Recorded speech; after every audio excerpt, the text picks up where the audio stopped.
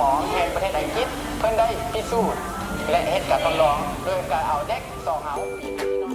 มีลองว่ามึงลูกอันนี้มันบักเกี้ย สื่ออิเล็กทรอนิกส์ทุกๆประเภทเป็นการสื่อสารเพียงแต่ฝ่ายเดียว ภาษาอังกฤษห้องว่า one way communication บ่สามารถตอบโต้กับเด็กได้ จึงเฮ็ดให้เด็กมีพัฒนาการช้าทางด้านภาษาปากเว้า ถ้าให้เบิ่งแต่ยังน้อยๆจะเฮ็ดให้เด็กเว้าติดอ่างเว้าบ่เป็นประโยค หรือเว้าแบบภาษาเด็กน้อยที่บ่เข้าใจนั่นเอง 2. ย้อนขาดการสื่อสารกับสังคมอยู่ภายนอก เวลาพ่อแม่เอิ้นถามก็บ่ค่อยตอบ และสายตาจะบ่สื่อสารกับพ่อแม่เวลาลมกัน เป็นเด็กที่ย่านผู้คนบ่มีความกล้าหาญและบ่มักไปลิ้นกับหมู่คู่ 3. คลื่นแม่เหล็กไฟฟ้าภาษาอังกฤษห้องว่า electromagnetic wave ที่อยู่ในสื่ออิเล็กทรอนิกส์เหล่านี้จะส่งสัญญาณไปทำลายคลื่นสมองของเด็กเฮ็ดให้เด็กเสียสมาธิอารมณ์ร้อนใจหายง่าย พอมันเขาต้องได้ล้มกันจริงจังเรื่องลูกแล้วได้นี่นะ ลูกเขาเป็นหยัง เบิ่งคลิปไอ้ครูเซงแม่นี่นะเพิ่นสอนไว้นี่นะว่าเด็กน้อยที่เบิ่งการ์ตูน iPad หลายเสียในพัฒนาการซ่าลูกเขาเป็นหมดทุกอันเลยข่อยคิดว่านี่นะ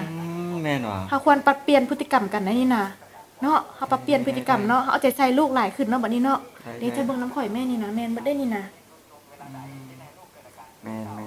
นี่เห็นบ่แม่นลูกเฮาหมดเลย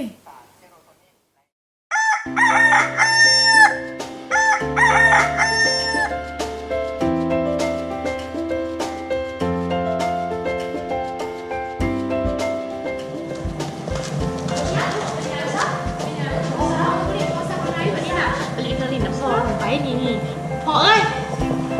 ไปนี่ลูกไปนี่น้ำเปล่าให้ผมเป็นตัวนี้ใช่ของเขาไม่กิน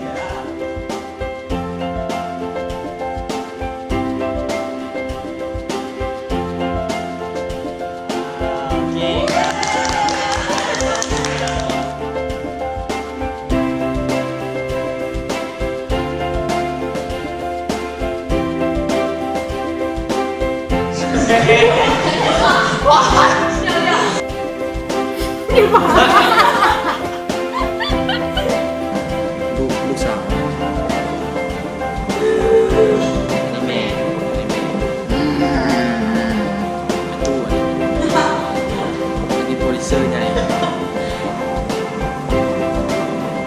อันนี้คนสวนอันนี้ผู้จัดสถานที่จัดสร้าง